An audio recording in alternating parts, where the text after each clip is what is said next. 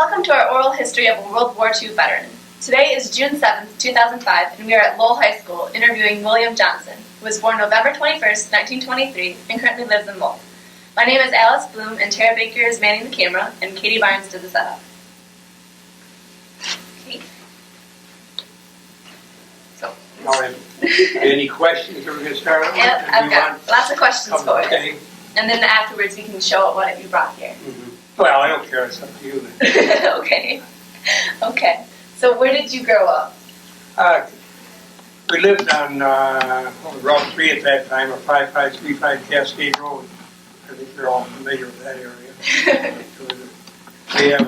we built a golf course on the homestead at that time. Yeah. Well, now it's called Watermark, I believe. I'm not sure. Okay. So what was your family like? How many kids were in your family? I have one brother. You have one brother? The younger or older? Younger.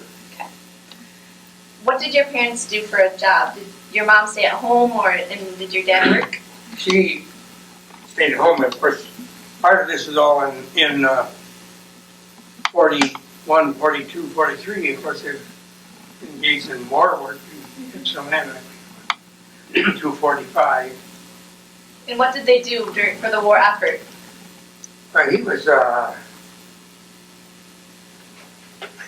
title engineer. I can't. Something with engineering? Installing of that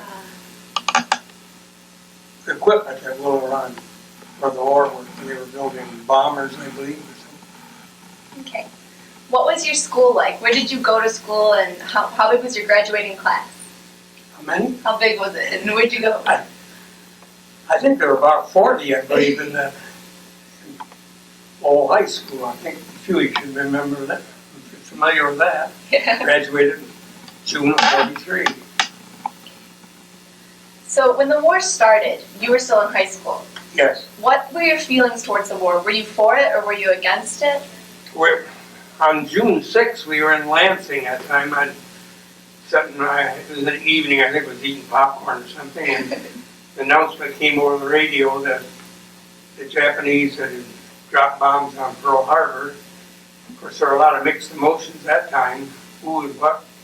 And I think the emotions for the war were pretty high. And when we graduated, two of the class had already gone into the service. They graduated later in 46, I believe it was.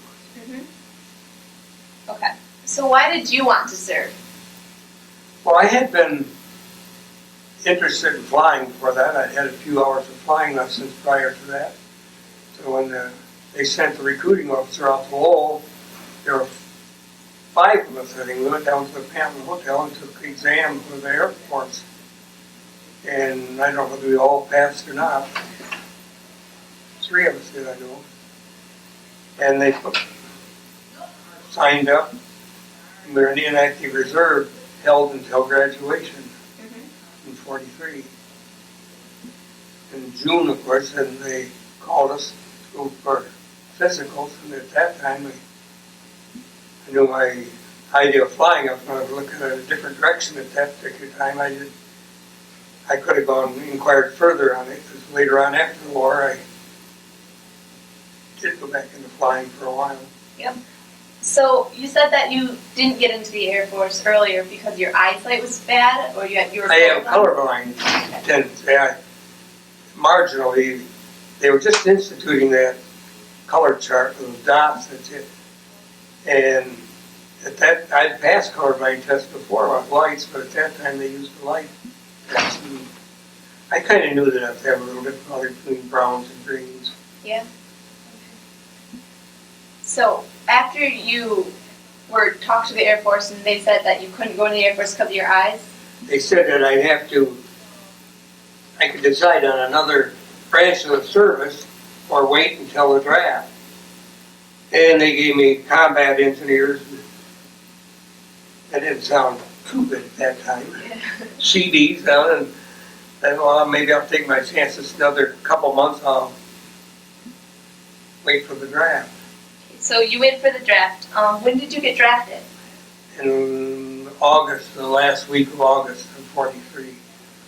What were you feeling when you got drafted? Were you excited? Were you disappointed that you had to go? No, I expected it by that time, and it was quicker than I thought, because I reported in. The next thing I knew, I was in Fort Custer, Yeah.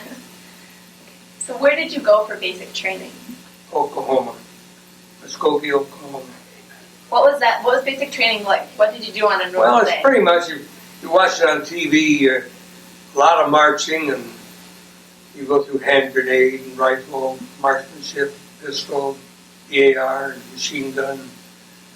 And you go through the obstacle course, you're crawling around and belly underneath barbed wire while they fire shots over, and these concussion grenades, they're using those. And you have a pretty good idea of what it requires at that time. And by then they were attacking different schools that was available. So every school that came along, it would be a 2 or 3 week course, and I signed up. It was a lot easier than marching. What kind of courses did you sign up for? Oh, I went through a motor course, trucks, and I went through communication, which was the largest and longest one. We had all types of signal and equipment used in World War I. I'll take it at this point, because it was more like the Boy Scouts and flags and Morse code, and which I don't know if we used any of it, because I did end up in communications, and I ended up in Message Center, which was a little more than complicated than some of the other things. And when I was transferred to the 79th, at that point, he just went over as a transfer. And when I got there, he said, Johnson, report to Company C. So that was pretty low down the line, but so over to Company C I went. And the next day, the company commander called me in, and he said, what do you think of the place? And I said, well, it's pretty much similar as far as training and so forth, but I've already had. What position, by the way, do I have here? He said, you're a BAR man. Oh, that was the last thing in the line company. It was pretty important in the line company, in the Company C, but it wasn't really what I had in mind. Yeah. He asked me what would I said, well, I had communication training. I thought maybe battalion headquarters, but Company C was, well, it was whatever they have, I guess. And he said, in the morning, he said, Johnson, report to Regimental Headquarters Company. I said, boy, what an outfit this is. You just asked. You got it the next day.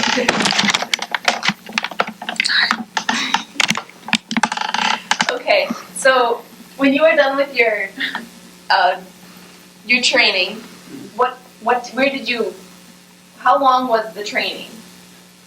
Well, this is March, and they were already had their sailing date. And I wasn't in Camp Phillips very long. I just stayed there. That we were headed for Boston, and I thought the outfit looked pretty regimented. When they said the train was, Message Center, the train was leaving at, I think, 8 o'clock or something. Okay, so we're lined up, and I'm about the last one of the company to get on board. 8 o'clock, sure enough, out the train went. And we went through Kansas City 4 or 5 times. They trained back and forth, getting on the right track, I guess. And headed up towards Michigan. And Ann Arbor, we crossed over at Port Huron, I think it was, in Niagara Falls. And from there we went to Boston, Massachusetts, Camp Miles Stanley's. We were in the camp about a week, boarded the boat at the harbor in Boston, and we sailed out. And sometime during the night, we left, headed for England. The ship was not in convoy. I think we met the convoy the next day off in Greenland. Didn't take the ship very long to get that far, and there were about 1,000 boats in the convoy. At least there were ships every direction. The seas were, the waves were 20, 30 foot high. It was pretty good winter weather. Yeah. What did you do during your journey across the ocean? Did you hang out with your friends? Well, did you do in Message Center, stuff? we put us on duty right away. We were in reported to the company, went about the regimental functions just like we did when we were a little better quarters, of course. Landed in Liverpool, and we were met there. The Salvation Army is about the first people we saw, and greeting us when we got off the boat. What was England like? Like your overall feeling when you first got there? Well, England, when we were landing in Liverpool, of course, and we disembarked and got on trucks there after the companies assembled together, because in Message Center, why we were not with the company or anything, we were in regimental headquarters. And we ordered a truck there and headed for Wilmslow, England. And then every Saturday we were in a parade someplace in England. I don't know where all we went. Manchester was the first place we paraded through, Liverpool, different places. Our company commander, Alexander M. Patch III, his idea of calisthenics was we assembled in the morning, we went on a 10-mile march.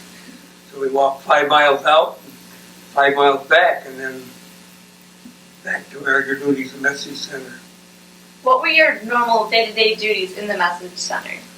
Well, we were the center of communication. Everything from the division that came to the regiment went through us, or to the companies that also went through us. It wasn't exactly a field type of Message Center in England. We were set up pretty much the way we are in the States. So when we thought we were kind of the center of all communication. We probably were. Okay, so how long were you in England? From March till 8th of June. Okay. On the 6th of June, we assembled at the port. It was Hampton Roads, there were a couple of names, the ports are named there. And waited for our day in call. When the 6th came by, because everybody, we all knew that invasion was in progress at that time. Prior to that, we didn't know what day. We knew we were possibly headed overseas, because every day we were prepared for the invasion. I mean, they left us that way on purpose. And was all that waiting nerve-wracking, or? No, we got pretty used to it after a while. Okay, so after D-Day, and you left, when did you leave to go and help? I got on a ship on the 6th of June. Okay. Spent the night, the 7th and 8th, on board the Victory ship that we were on.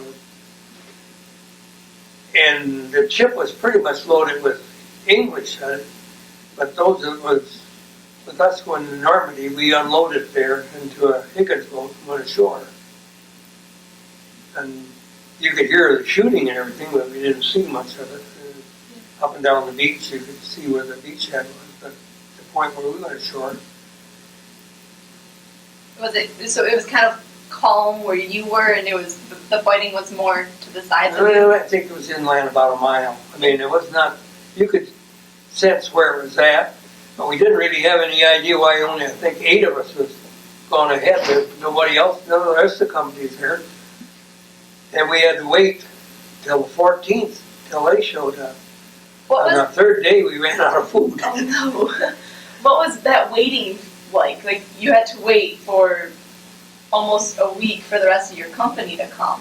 What did you guys do? Did you hide from the Germans? We dug a hole, crawled into it, dug a trench big enough to sleep in, and we spent 3 days. They had pushed the Germans back far enough after 3 days that we had that the town that we were to be established at, or the regiment, had been taken then, and we sat there waiting. Well, what we were told, the lieutenant, when ashore was, had the instructions, and he wasn't supposed to open them until after we got ashore. So what were your instructions once you got ashore?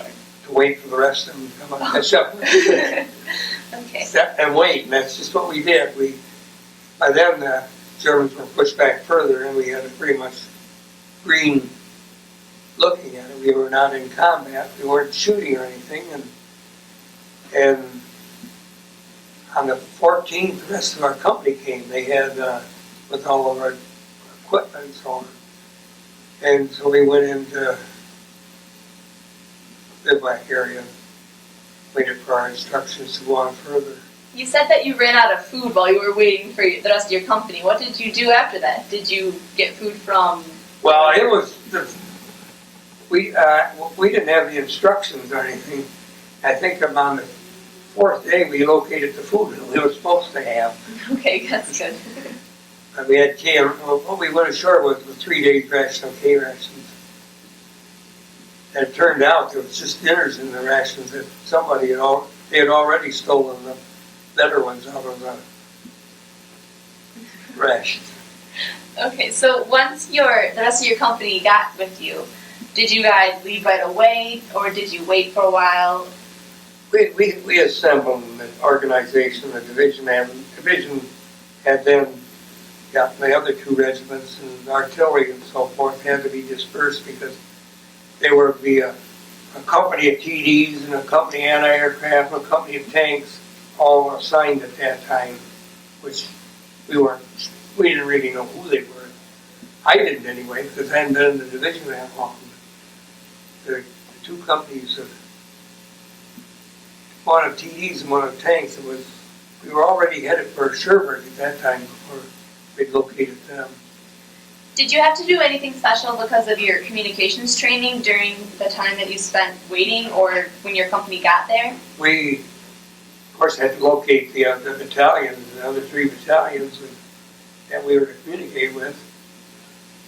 And it was a couple of weeks before you really got oriented to battle and combat because the line company had already engaged enemy fire on about the 20th, I think. I don't know what their record was.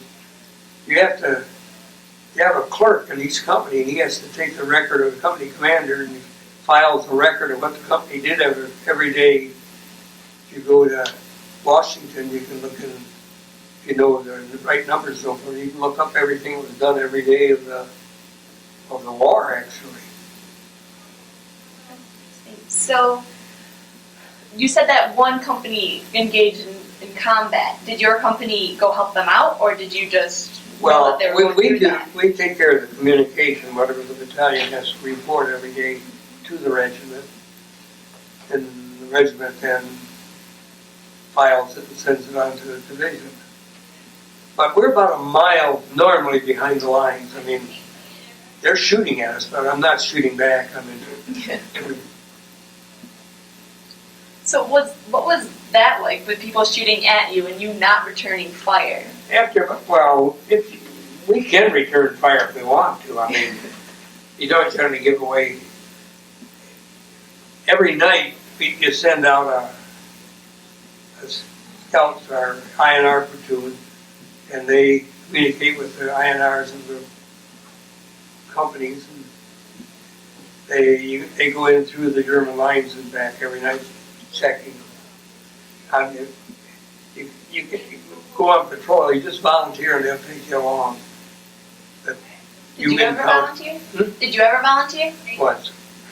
What was that like? I was glad when it was over with.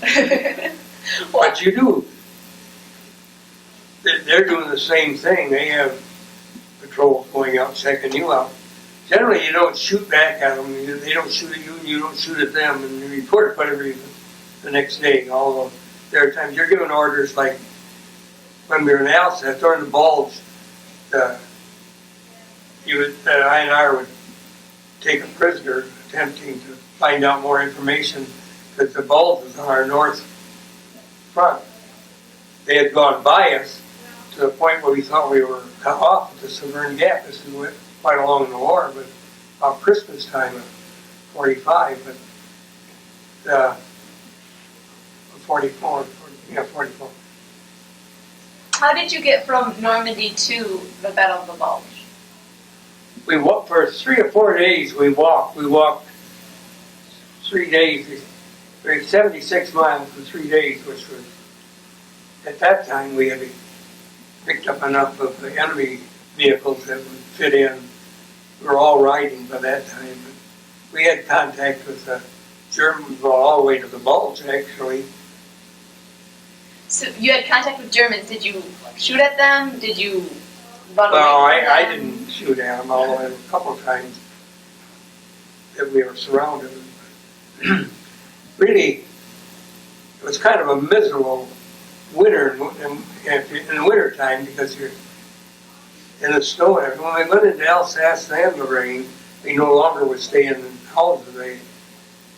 We were sleeping outdoors. But by the time when we were in France, by the time we got to Normandy, we pulled into homes and stuff. We stayed inside at that point. Even the infantry of Foxhole, but if there were any houses around, you pulled into them at night.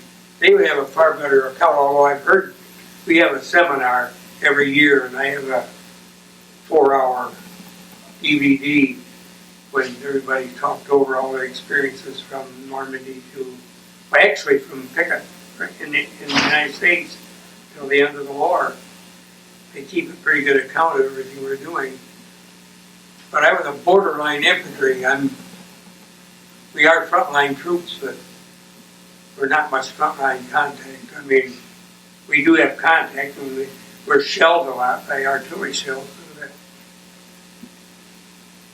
So how long was the journey from Normandy to the Bulge? You said 3 days walking. How many days were you riding in vehicle? Well, we're all the way from the 6 mile.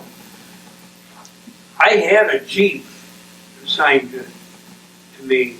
We had 2 Jeeps in our squad, which we were better off than most of them because we used the Jeeps pretty much for communication. So after about 14th of June, it was probably in July, mid-July that we were, well, I'd have to check the dates, right? From Cherbourg. From the point of when we took Cherbourg till out of Normandy, when we broke out of Normandy, our trip across France went quite rapid. You actually could see the Germans ahead of us running the same way. We were in visual contact with them up to Belgium. What did you do once you got to Belgium? Well, they were concentrating on taking Paris at that time. Mm-hmm. So the communication was continually, they wanted to take Paris without the Germans blowing it up or whatever they did, which they did pretty much that. Yeah. We were with the 2nd French Armored, so some of our company did go in with the 2nd French Armored. We were on the outskirts, about 20 miles out of Paris.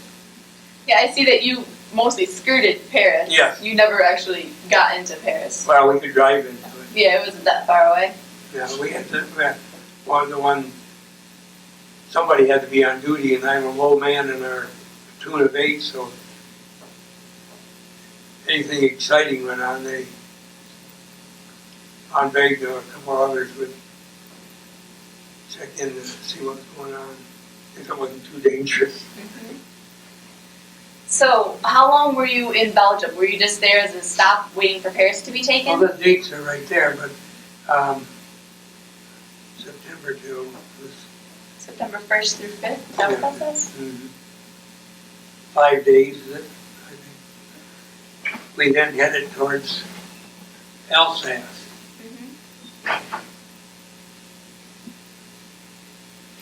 So what was that journey like? Were there still all the Germans that you could see? Yes, when we thought the war was going to be over. They were really on the run all the way. Their equipment was alongside the road, dead horses everywhere. When we came in, anything that moved, they tried to destroy it. They crossed the river there on Salzburg there on the Rhine in Alsace. And we were in Alsace through December there. And when the Bulge, they stopped the advance in Belgium here. And we headed back up to, that's right, and we crossed the Rhine. We were in Maastricht, Holland for a while. And that day when they crossed the Rhine, they started shelling us. And the sky was just like daylight. I mean, you can't imagine how many rounds of shell the artillery fired across the Rhine River. When we got over to the other side, the Germans that had stayed and had moved back were stunned. I mean, they couldn't hear, or they just wandered around like they had been in some kind of a dream or something. And it was probably a week before they had gotten together and were putting up any kind of resistance. We then went into Düsseldorf, I think it is, and the war ended at that point. So during the Battle of the Bulge, were you in the actual battle? Were you off to a side? You said you were always a mile behind the fight. Well, we were pretty much in everything at that time. There was snow on the ground. The ground was kind of half frozen, and we were in a woods, so we got a lot of tree bursts and so on, but we were pretty much dug in. At night, I know that first night there, I threw my sleeping bag into the trench I dug, and there was water in the bottom of it. Oh. So I lay my back was wet all night, but it was, the tree bursts were all around us. I mean, we were taking a lot of shrapnel, and for about 5 or 6 days like that, we had refined our position by a lot more digging by the time, but we stayed in that place until they had stopped the Bulge, and we moved back. No, we moved from the Rhine River back to that country. We had attempted to go back to the Severn. There was a gap in the mountains there. They called it Severn Gap. And at that point, we were almost cut off. There were Germans on both sides. There were still those that hadn't retreated out of France. These here and retreating back into Germany. I had to.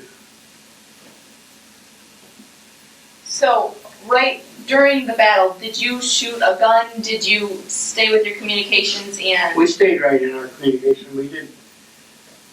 We had no disruption in that.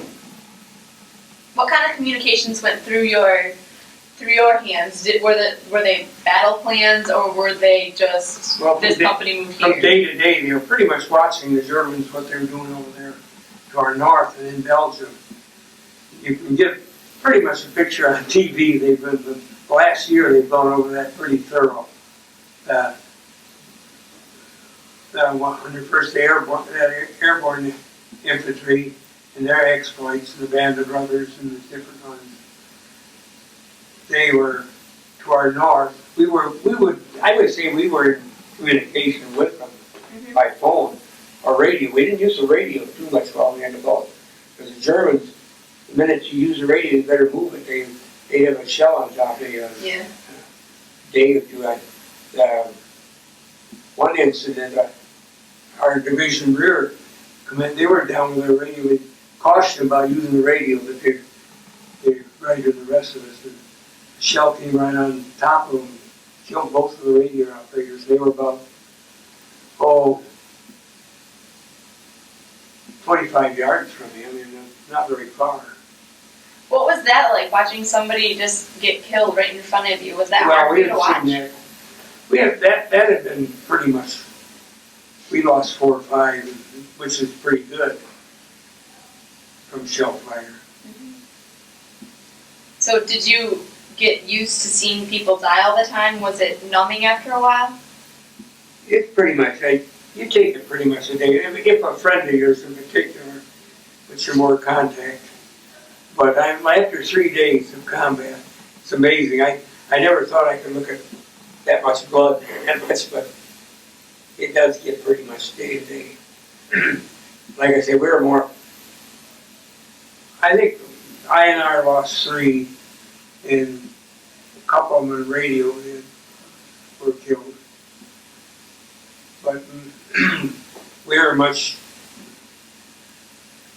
Our communication between is made up of wire and radio. It's our job that the colonel's got complete communication with the rest of the regiment. So we have a man. One man especially is assigned to his radio.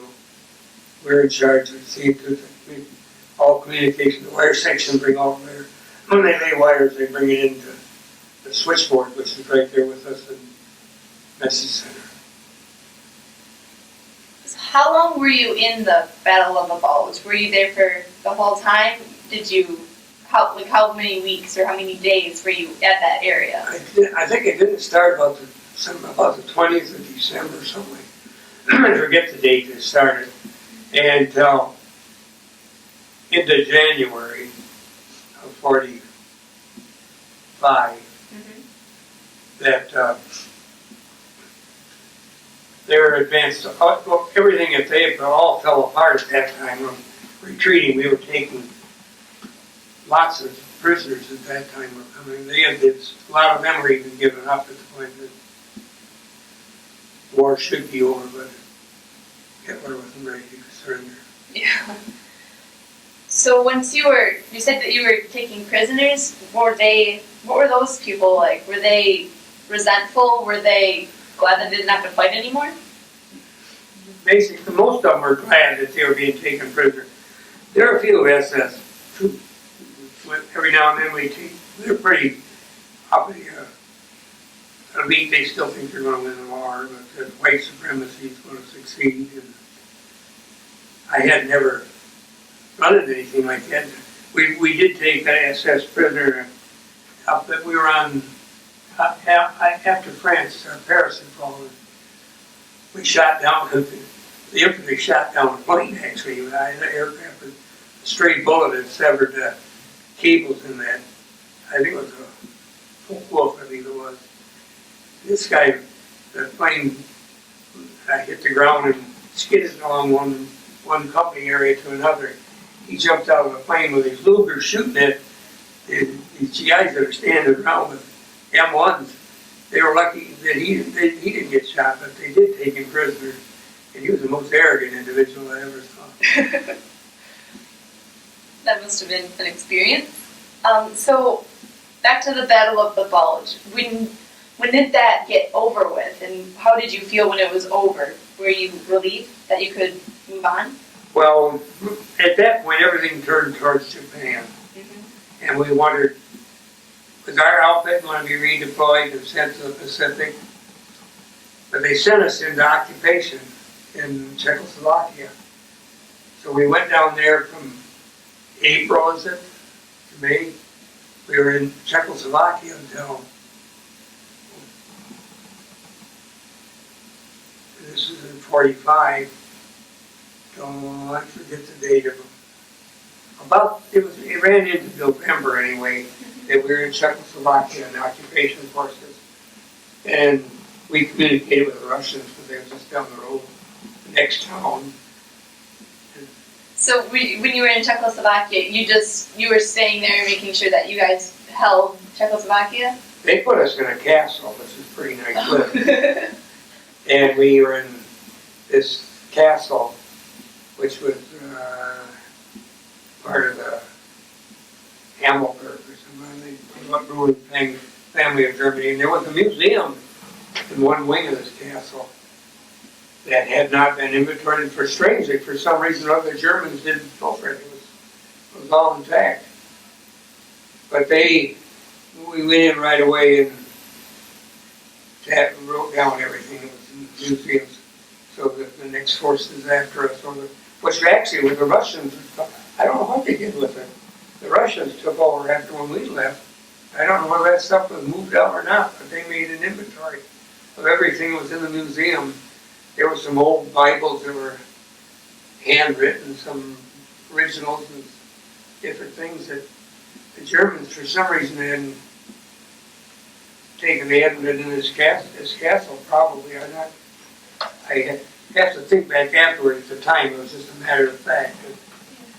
And at that time, many of the fellows in our outfit had enough points, even though the first bunch went home on furlough. They had enough points. They were 40 years old, and they were old enough so that they weren't going to redeploy to Japan. They went home. And then two of them in my platoon, Gordon and Lansing, they were enough points. They were all set. Left me in charge. I was in charge of there until we went up there to Colberg at that point and sat there waiting for the division was resupplied with troops. So you were in command for a while. What was that like? Well, it was like every day we were running that part of the message center anyway. There's only 8 of us, so you can imagine there's not an awful lot of your PFC. I was staff sergeant acting at that point, and there were 4 or 5. I think there was only 5 of us. They never did get up to full force when I left that they had. So when did you leave? Did you leave when you were waiting for the supplies, or did you get those, or supplies for troops? I had the number of points, so then transferred to another outfit. I went to the 145th, I think it was, Combat Engineers. And when they were in the town, not Colbert, I don't know what town they were in. There was passes. We went on a pass every weekend. Nobody wanted to leave. They were all afraid they were going to get the outfit was be sent home before they got back from their leave. You're talking about these points. What exactly do you have to do to gain points? They had to have in the service so long. I had 2.5 years at that point. Mm-hmm. And I had enough. The combat engine counted for so many points, and Bronze Star counted for so many points. And at that point, I had enough points to go home. How did you get the Bronze Star? You had to have good conduct. That was a major. You had to have how many? 2.5 years of service. You get a combat. You get a star for every so many months in the service, mm-hmm. And you have to have 5 of them. Which everything ended at that point. I had 80 some odd points. I forget how many points I had. Everything ended at that point, except that you waited for they call your name and you get transferred. You get another tetanus shot. You had to get a tetanus shot to get transferred? Your records weren't with you, but you had to have the tetanus shot to be transferred. Actually, that was the first thing they did until your records caught up with you. And they never did catch up with me. So you got a shot every time you got transferred? I had 3 tetanus shots within 1 week. My arms were hanging down to the ground at that time. And you had to have whatever shots. Tetanus, I can remember this. And they ask you, you always inquire, where's your record at? We went from the 145th Combat Engineers into another depot where everybody else is in the same area. Some of them were being transferred back to the 79th. For the 79th, I should have stayed with it because they had signed that to go to Japan, but it never got any further than Panama. No. In fact, I think most of those got out before I did. Oh. So when did you get out of the service? When did you get to go home? 13th of January, 1946. Were you really happy that you could go home, or were you? Well, when we knew we were going home, I mean, we were anxious continually. Yeah. Motivation was when I got to Fort Atterbury in Indiana, I think it was on a Saturday, and everybody went on past, and so the officer there, it was probably 24, maybe 30 of us in that room. He held up a piece of paper and he said, I'm supposed to read this to every one of you so you know what the obligation is, whatever it is. You all see it? Yes. He said, fine, you're dismissed. You're discharged. Oh, that's good. Where did you leave Europe from to go home?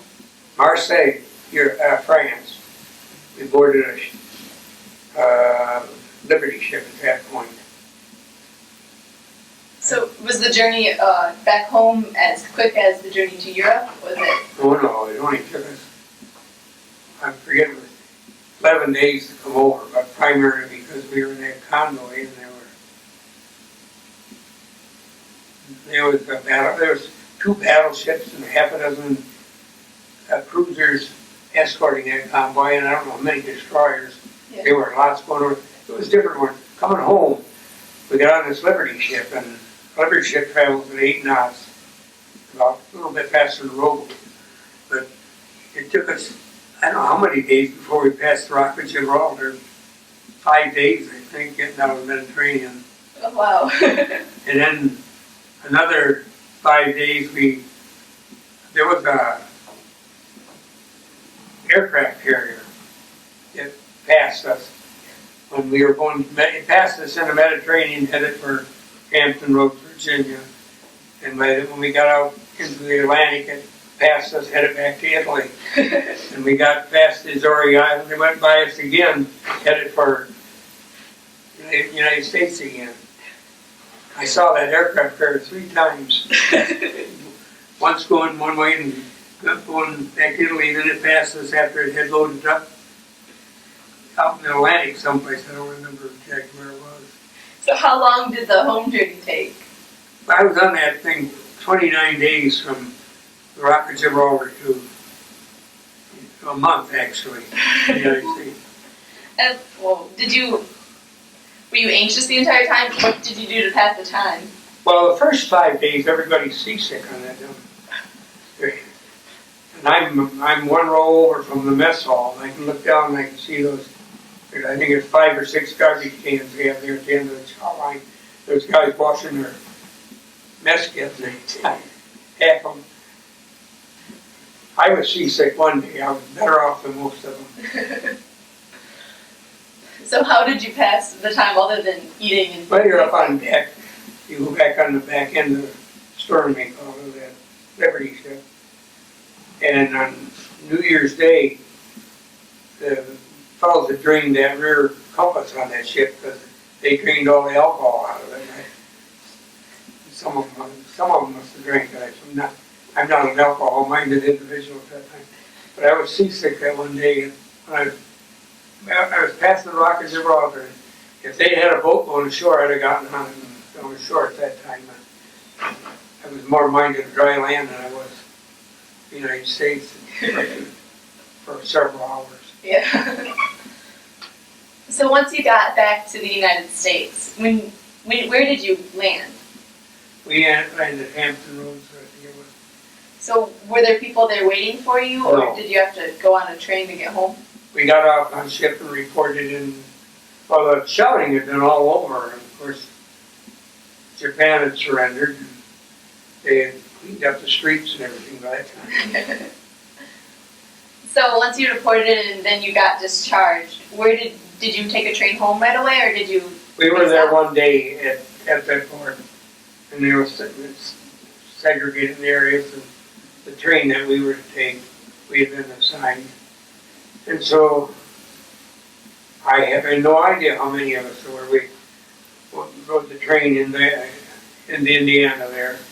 At that point, that camp, we were discharged there, and we headed for Fort Custer. No, we headed for Grand Rapids. The train went all the way to the depot down in town in Grand Rapids. And I don't know how many. We weren't talking to each other. We got Grand Rapids. I got off the train. The bus station was right across the street. And then I went, I don't know, whether it cost a nickel or a dime at that time to ride that bus out to East Grand Rapids. I rode it out to where Bulge Hospital, Corner and Vivian was on duty at that time. She was on. I checked in there, and there's no way of seeing her on duty. So I grabbed my duffel bag and headed back over to Robinson Road. And the first car came along, picked me up, and dropped me off in front of the house. This guy lived in Cascade in the Springs down there. He dropped me off in front of the house, and that was Sunday at that time. And the rest of the family, my grandmother was the only one home. Was she ecstatic to see you? Yeah, she was kind of an invalid. Both of them were invalids. They didn't venture out of their room very far. Yeah. And they were glad to see me. And folks were, oh, where'd my dad? And the rest of them came home from church. And I had a car, and I was looking for that car. I finally found out where that was at. Where was that? And, well, I think I drove out to Lowell at that time. And then back home. And Did you visit friends when you got home, or did you? well, folks lived there. Oh yeah. I wasn't married or anything, so I just reported back in home. I'm back on duty again. So Vivian is your now wife? Yes. Were you engaged when you left? Were you just? Yes, I was engaged when I left. So did you get married right away when you got back? No. Waited for a while? Well, I was 49, so it's 4 years. Yeah. So you got married, and how many kids do you have? Well, we have 3 right now. I lost 2 in a fire, a home burned down in 49, 59, rather, 58. Mm-hmm. So now those kids are grown and have kids of their own now? Yes, my son, both of them, one lives next door, and Bill lives across the road from us. And Carol lives over on Spalding Avenue, which is Forest Hill area. Yeah. So when you got home, did you get a job that you had left, or did you start your business? I took off right where I left at. We had a gas station in Browser, Cascade Road on Forest Hill Corner. Spur stations there right now, I believe, or Speedway Station. I don't familiarize with too much of that. And we started a plating company on that corner, and later moved down to where the golf course is. And I think the plating company, I don't know where it's at now. Blacks bought it off us. Mm-hmm. And I don't know what part of town they are. I think 44th Street. I think it's up at 44th. And the golf course is still there, of course. Can't move that very well. Mm-hmm. Okay, so what all did you bring here? What are these things in this frame right here? That basically was what was on my uniform. The rest of it burned. Yeah. Can you explain to me what the different stripes? These here are your shoulder pads. Tells the 70. Yeah, on the other shoulder you have the whatever corps or whatever you're assigned to. And these are your contact ribbons. The first, second, the 5. These are your European. I don't. That center one probably is Europe, I suppose. One of them's for England, and one's for the combat ribbon for World War II. So how did you get these ribbons? Just for serving and? They handed them to me when you got off the boat there, and they. Somewhere along the line, they handed them to you or gave them to you. Yeah. These are the ones are your 6 months of service. There should be 5 of them. The 5th one is not there. I don't know where that one is. Yeah. And then this is a scrapbook of all what your wife put together for you? Yeah, that's what she kept, right. Well, thank you very much for sharing your story with us. If she were along, she'd be better prepared to tell them. Okay. Thank you. Okay. The following oral military history project is a series of documentaries in association with the Lowell area men and women who proudly served and sacrificed part of their lives to preserve the opportunities for all of us to build our businesses and raise our families under a blanket of freedom. For reservations and more information, contact the Lowell Area Historical Museum at 616-897-7688.